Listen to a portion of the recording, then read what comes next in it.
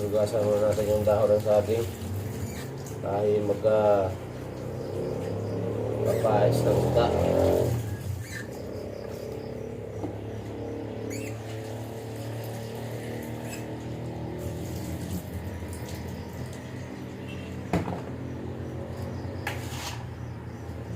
Balot-balot lang ng ganyan. Labas yung mga katawan. Ay, hindi masyado maghiwa-hiwalay. Ano ba yan? Nagkaano na ang ulo? Ano mo ba nilinisan niya? Dapat ako na lang pala naglinis kahapon. Yan. Yung sili. Mamaya sa ibabaw. Sa ilalim. Siguro. Para mag-ano. Yan.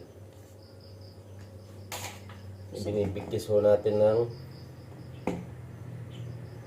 dahon ng saging. Nakikita ka. Yan.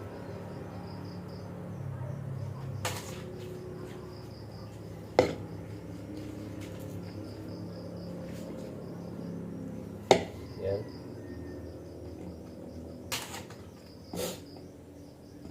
Kalahati ho itong kilo.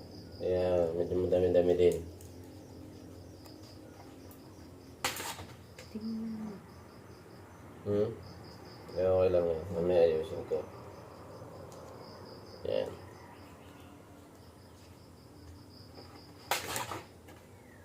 Ano sa suka, sa mais. Hindi. Kasi yung tanggaling gamitin ka. Yan.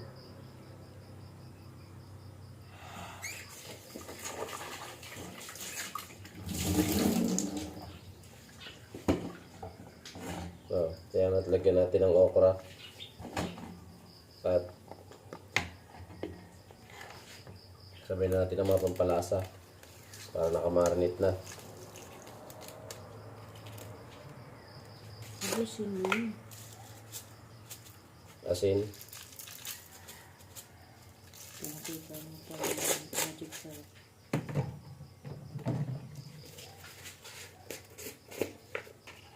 Paminta. Suka ang ilagay mo dyan. Hindi.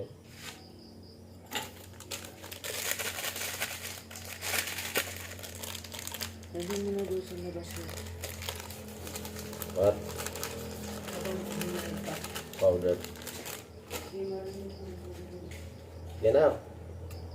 Kamarin natin ang mga 5 oras yan para malasang malasa.